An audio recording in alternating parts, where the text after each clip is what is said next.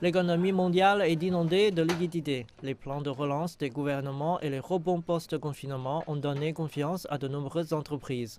De fait, il s'agit du moment idéal pour certaines entreprises pour s'introduire en bourse.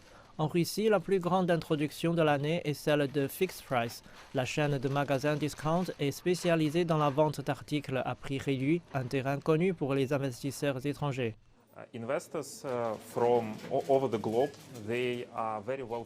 Les investisseurs internationaux connaissent très bien les entreprises comme la nôtre, car il existe de nombreux exemples de ce modèle aux États-Unis, au Canada et dans certains pays occidentaux. L'année dernière a été, comme nous nous en souvenons tous, une année véritablement hors de l'ordinaire, avec des confinements, des fermetures, etc.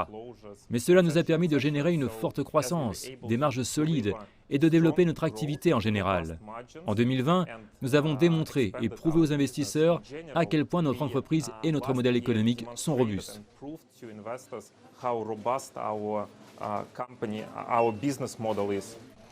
L'introduction en bourse est une étape cruciale pour une entreprise. Il s'agit en effet d'un moyen pour les investisseurs privés de transformer leur argent en actifs et pour les entreprises d'obtenir plus de liquidités. Les compagnies peuvent choisir de s'inscrire sur une ou plusieurs bourses, à l'instar de la bourse de Londres ou de New York. En Russie, la plus importante est la bourse de Moscou. Quand les gens pensent à la Russie, ils pensent traditionnellement aux métaux et aux mines, au pétrole et au gaz.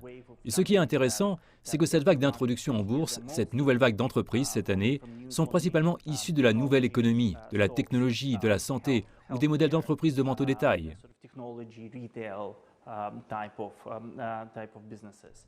Toutefois, certains signes indiquent que cette vague d'introduction en bourse touche à sa fin. En novembre, 2 méga-procédures ont été reportées en raison des conditions de marché relativement médiocres.